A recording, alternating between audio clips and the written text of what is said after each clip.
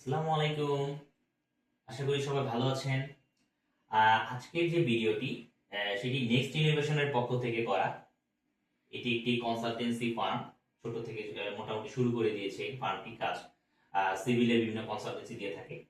তো আজকে আলোচনা করব কন্ট্রাক্টর, ইঞ্জিনিয়ার, ক্লায়েন্ট যারা বাড়ি করে থাকেন সবার উদ্দেশ্যে। কারণ হচ্ছে মাঠ পর্যায়ে গিয়ে কিছু সমস্যা আমরা পাই, সেটা হলো আমরা বোঝানোর পরেও তারা অন্য একটা বাসার পাশে হচ্ছে, সেইটা ভুল হচ্ছে, কিন্তু সেইটা অনুযায়ী তারা কথা বলে, ওই রেফারেন্সে তারা কাজ করতে থাকে।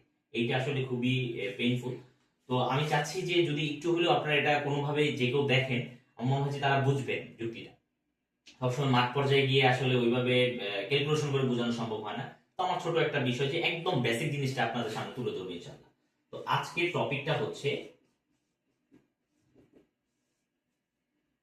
রেসিডেন্সিয়াল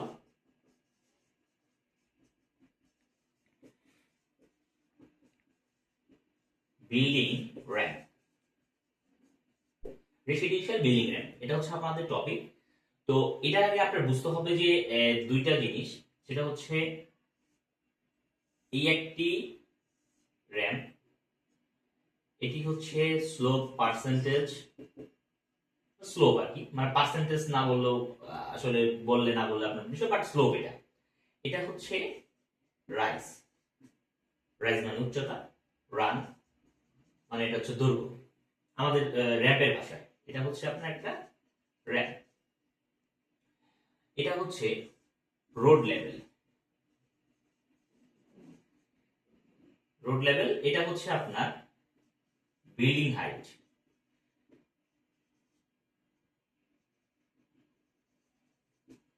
এটা বিল্ডিং হাইট, আপনার বিল্ডিংটা। তো এখান থেকে এখানে গাড়িটা উঠবে। তো গাড়ি ওঠার যে প্রবলেমটা সেটা হচ্ছে এই ট্রানজিশন মোমেন্ট। এই ট্রানজিশন মোমেন্টে গাড়ি আটকে যেতে পারে যদি আপনার স্লোপ পার্সেন্টেজ ঠিক না থাকে। স্লোপ পার্সেন্টেজ যদি ঠিক থাকে সেক্ষেত্রে আপনার এখানে আর এখানে গাড়ি আটকাবে না, স্মুথলি গাড়িটা এই দিক দিয়ে এসে এইভাবে চলে যাবে, গাড়িটা উঠে যাবে। তো স্লোপটা নির্ণয় করার জন্য ছোট একটা ম্যাথ করতে হবে। স্লোপটা হচ্ছে, স্লোপ পার্সেন্টেজ যদি আমি নির্ণয় করি সেক্ষেত্রে হচ্ছে রাইজ, নিচে হচ্ছে রান ইনটু 100। তো এটাতে আমরা এখন রাইজটা এক, ধরেন যদি 1 ফিট রাইজ হয়, 1 ফিট উচ্চতা হয়, সেক্ষেত্রে রান আমরা সাধারণত বেসিকলি বিভিন্ন জায়গায় যে আমরা কাজ করি সেখানে দেখা যায় যে 6 ফিট 6 ইঞ্চি থেকে 7 ফিট যদি হয়, তাতে মোটামুটি 15%-এর যে বিষয়টা, আমাদের আদর্শ যে মান আছে স্লোপ পার্সেন্টেজ মানটা আদর্শ, সেটা হচ্ছে 15%। 15% ধরতে হয় রেসিডেন্সিয়াল ক্ষেত্রে। তো 15%টা ঠিক থাকে। সেক্ষেত্রে কি করতে হবে, আমার এখানে রাইজটা হচ্ছে আমি ধরলাম 7 ফিট। 7 ফিট আমার রাইজ আছে, মানে সরি রান আছে। আর এটা হচ্ছে রাইজ, রাইজ আছে ধরেন আপনি 1 ফিট। আপনার 1 ফিট ভবনটার উচ্চতা, এখানে লিখলাম এই 1 ফিট। এই 1 ফিট এখন আমি সূত্র একটু বসে চেক করে নিব যে আসলে স্লোপ ঠিক আছে কিনা। রাইজ হচ্ছে 1, আর রাইজ হচ্ছে 1, আর রানটা হচ্ছে 7, আর এটা হচ্ছে 100।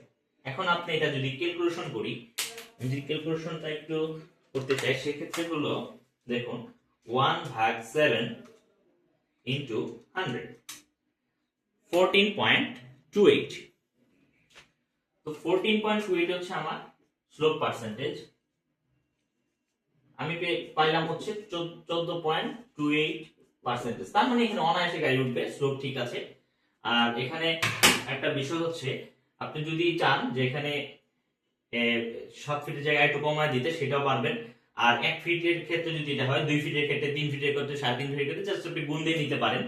আর চেক করার জন্য এই সূত্রটা আপনি ইউজ করতে পারেন, ঘরে বসে আপনি ইউজ করতে পারেন চাইলে। এটা একদম বেসিক। আর যদি ক্রিটিক্যাল কোনো র্যাম্প হয় সেক্ষেত্রে অবশ্যই অভিজ্ঞ ইঞ্জিনিয়ারের পরামর্শ নেবেন, যারা হচ্ছে মোটামুটি স্ট্রাকচারালি অনেক শার্প তাদের।